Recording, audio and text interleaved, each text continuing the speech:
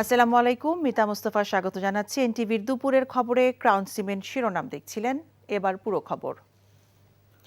কারফিউর চতুর্থ দিনে রাজধানীতে যান চলাচল কিছুটা বেড়েছে। যাত্রাবাড়ি এলাকা ঘুরে সবশেষ পরিস্থিতি জানিয়েছেন আমাদের সিনিয়র করেসপন্ডেন্ট জুনায়েদ আল হাবিব।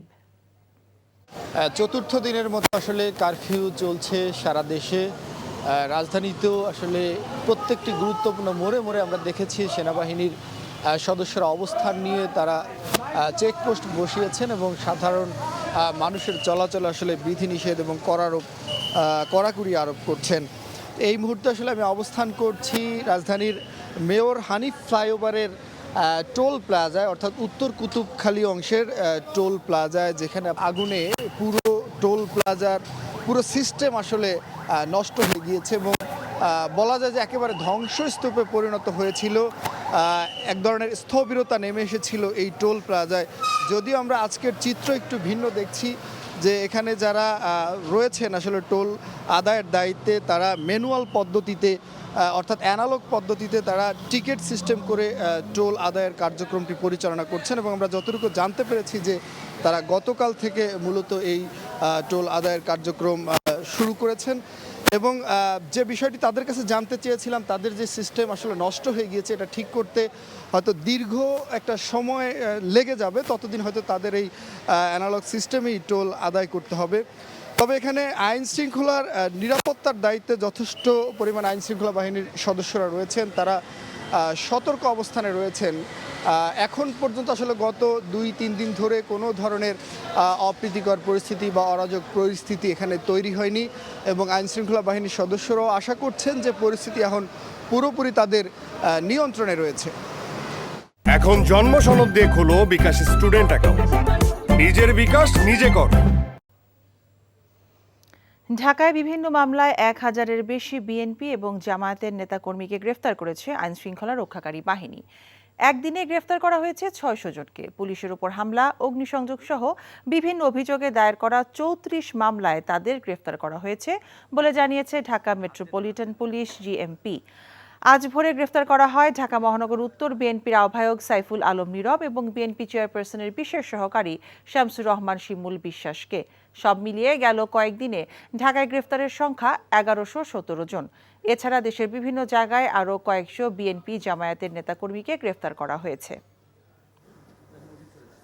আমরা বেশ কিছু এই নাশকতাকারীকে কিন্তু আমরা আটক করেছি। শুধু তাই না, এরা কিন্তু একেবারে আমি বলবো যে নাশকতার হোতা বিভিন্ন এলাকায়, বনশ্রী, উত্তরা, আপনি জানেন ওখানে টিভি সেন্টার অ্যাটাক হয়েছিল, আপনার এই তারপর হচ্ছে আপনার মিরপুরে, এই সমস্ত জায়গায় যারা এগুলো করেছে আমরা কিন্তু এগুলোকে ইতিমধ্যে কিন্তু আমরা আইনের আওতায় নিয়ে এসেছি। আমাদের কিন্তু গোয়েন্দা যে জাল যেটা রয়েছে সেটা কিন্তু অনেক সুবিস্তৃত, এটা কিন্তু সুবিস্তৃত এবং তার মাধ্যমে আমরা প্রত্যেকেই কিন্তু আইডেন্টিফাই করব এবং প্রত্যেকে কিন্তু আমি বলছি যে বিচারের আওতায় আনা হবে। ঢাকা চিফ ম্যাজিস্ট্রেট কোর্ট এলাকায় আছেন আমাদের স্পেশাল করেসপন্ডেন্ট হাসান জাভেদ। আমরা কথা বলছি তার সাথে।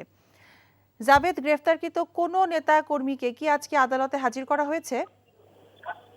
মিতা, আজকে জানেন যে কারফিউ চলছে এবং কারফিউর মধ্যে কিন্তু সব আদালতই বন্ধ। তারপর বন্ধের পরে কিন্তু চিফ মেট্রোপলিটন ম্যাজিস্ট্রেট আদালতে দুটি কোর্ট বসবে, কিন্তু সেটা 3টার দিকে। তো আমরা অনেক আসামিকেই দেখেছি আনতে, কিন্তু উল্লেখযোগ্য কাউকে বলার মতন পরিচিত ফেস এমন কাউকে এখনো দেখিনি। জানেন যে গত কয়েকদিনে প্রায় 1100-র উপরে আসামিকে গ্রেফতার করা হয়েছে বিভিন্ন মামলায়। এই আন্দোলনকে কেন্দ্র করে যে সহিংসতা, জ্বালাও পোড়াও হয়েছে সেখানে, সেই ঘটনায়। এবং আজকে আমি এসে যে চিত্রটি দেখছি যে অনেকেই কিন্তু এই সিএমএম আদালতের গেটের সামনে তাদের পরিবার পরিজনরা, বাবা মা, অনেকের আসামিদের তারা অপেক্ষা করছেন, কেউ কান্না করছেন এবং অনেকে পরিচয়পত্র নিয়ে আমাদেরকে দেখাচ্ছেন যে 5ম শ্রেণীতে পড়েন এমন শিক্ষার্থীকেও কিন্তু গ্রেফতার করা হয়েছে। একজন নাখালপাড়া থেকে আটক করা হয়েছে, সে হচ্ছে শারীরিক প্রতিবন্ধী এবং গভর্নমেন্ট থেকে সে ভাতা পায়। এছাড়া একজন বায়োডেমের ডাক্তারও গ্রেফতার হয়েছে, একজন আইনজীবী বললেন। তারা আইনজীবীরা কিন্তু সবাই তাদের পক্ষে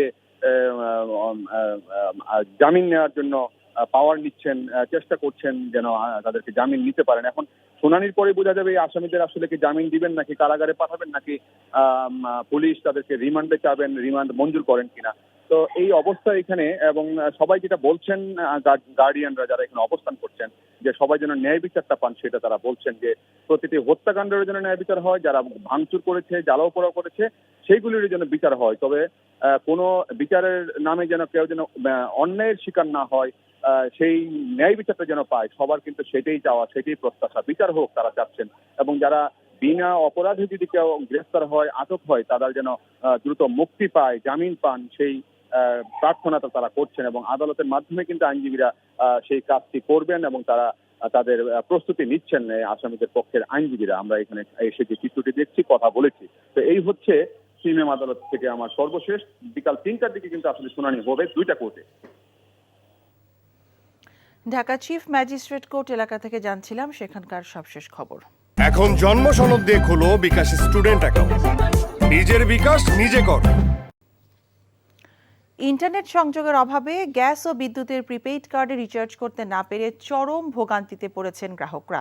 সকাল থেকেই তিতাস ভবনের সামনে গ্রাহকদের দীর্ঘ লাইন দেখা যায়।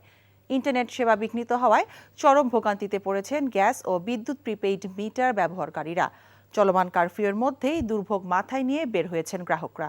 চাপ সামলাতে কাজ করছে তিতাস কর্তৃপক্ষ। 10-12 জনের একটি করে লট তৈরি করে সিরিয়াল অনুযায়ী প্রিপেইড কার্ডে গ্যাস রিচার্জ করে দেওয়া হচ্ছে। এদিকে আজও বিদ্যুতের প্রিপেইড মিটার রিচার্জের জন্য রিচার্জ সেন্টারগুলোতে মানুষের চাপ রয়েছে। লাইনে দাঁড়িয়ে থেকে নিজেদের বিদ্যুৎ রিচার্জ করে নিচ্ছেন বিদ্যুতের প্রিপেইড কার্ডে।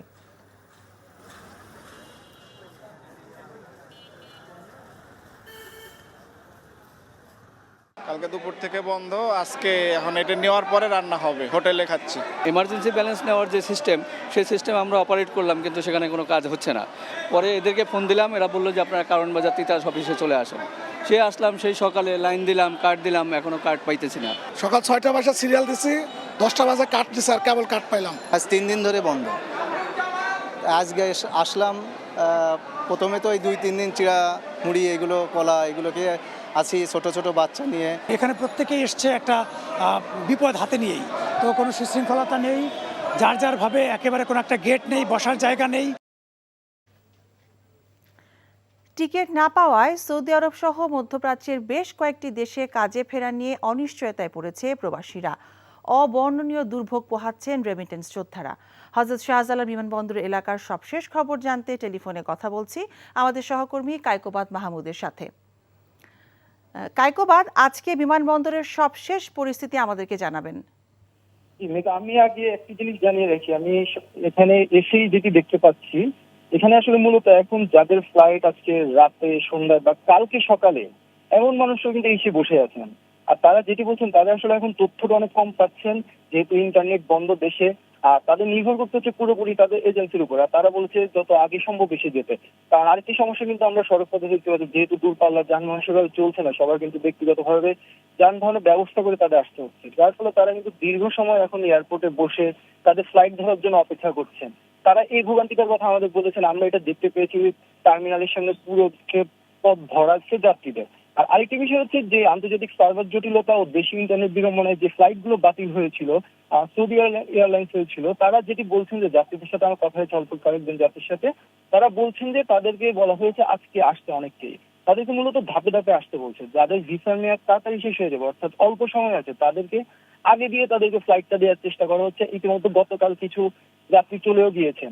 এভাবে করে যাদের ভিসা মেয়াদ বেশি আছে তাদেরকে পরে ডাকছে না। আজকেও অনেকেই দেখেছে, তারা গতকাল সৌদি এয়ারলাইন্স অফিসে গিয়েছিলেন, আর আজকে তাদেরকে বলেছিলেন এয়ারপোর্টে আসতে। এখান থেকেই তাদের মূলত এটা ফ্লাইটে তুলে দেওয়া হবে। তো সবকিছু মিলিয়ে যারা যেটি বলছেন যে তাদের ভোগান্তিটা আসলে বেড়ে গিয়েছে, কারফিউ চলছে একদিকে, আরেকদিকে ইন্টারনেট নেই, ফলে তারা তথ্য পাচ্ছেন না। একই সাথে তাদেরকে এখানে এসে অনেক সময় বসে থাকতে হচ্ছে, তাদের খরচটা অনেক বাড়ছে, তাদের খাওয়ার সমস্যা, থাকার সমস্যা। তো সবকিছু মিলে একটি ভোগান্তি চিত্রই আমরা দেখতে পাচ্ছি। জানছিলাম বিমানবন্দর এলাকা থেকে সেখানকার সবশেষ খবর। কক্সবাজারে আটকে পড়া আরও 3000 পর্যটককে বিশেষ ব্যবস্থায় 65টি বাস এবং অন্যান্য পরিবহন করে তাদের গন্তব্যে পৌঁছে দেওয়া হচ্ছে। সকাল 9:30 থেকে এসব বাস এবং পরিবহন সেনাবাহিনী, বিজিবি ও পুলিশের পাহারায় গন্তব্যে পৌঁছে দেওয়ার কাজ শুরু করে। প্রায় 3000 পর্যটককে বিশেষ ব্যবস্থায় কক্সবাজার থেকে নিজ নিজ জেলায় পাঠানো হচ্ছে। আরও যেসব পর্যটক আটকে আছেন তাদেরকে একইভাবে গন্তব্যে পৌঁছে দেওয়া হবে বলে জানান কক্সবাজারের অতিরিক্ত জেলা ম্যাজিস্ট্রেট আতাউল গনি ওসমানী। নৌবাহিনী প্রধান অ্যাডমিরাল মোহাম্মদ নাজমুল হাসান বলেছেন, দেশের বন্দর ও উপকূলীয় এলাকায় সার্বিক নিরাপত্তা নিশ্চিত করা হয়েছে। সকালে চট্টগ্রাম বন্দর পরিদর্শনকালে বন্দরে চলমান অচলাবস্থা নিয়ে কথা বলেন নৌবাহিনী প্রধান। এর আগে চট্টগ্রামে পৌঁছে বঙ্গবন্ধু টানেলের নিরাপত্তা ব্যবস্থা দেখে বন্দরের জেটি সমূহ পরিদর্শন করেন। এ সময় সাংবাদিকদের সাথে আলাপকালে তিনি বলেন, চলমান পরিস্থিতির কারণে দেশের ব্যবসা বাণিজ্যের ব্যাপক ক্ষতি হয়েছে। বিশেষ করে দেশের সিংহভাগ আমদানি রপ্তানি কাজ হচ্ছে না বলেও জানান নৌবাহিনী প্রধান।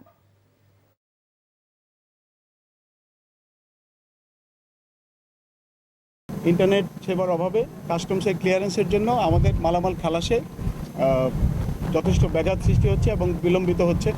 এই বিষয়টি নিয়ে সরকারের উচ্চতন পর্যায়ে সিদ্ধান্ত গ্রহণের প্রক্রিয়া চলমান এবং আমার বিশ্বাস খুব শীঘ্রই এই ইন্টারনেট সেবা চালুর মাধ্যমে পুনরায় বন্দরের কার্যক্রম এবং কাস্টমস ক্লিয়ারেন্সের কার্যক্রম দ্রুত গতিতে আবার এগিয়ে যাবে ইনশাআল্লাহ। এই ছিল দুপুরের খবরে। এই খবরের ভিডিও সহ আপডেট জানতে ভিজিট করুন এনটিভি অনলাইন www.ntvpd.com। এছাড়াও এনটিভি জনপ্রিয় সব অনুষ্ঠান ও খবরের আপডেট জানতে ভিজিট করুন আমাদের ইউটিউব ও ভেরিফাইড ফেসবুক পেজ। 5টায় দেশের খবর দেখার আমন্ত্রণ রইল। সবাইকে ধন্যবাদ।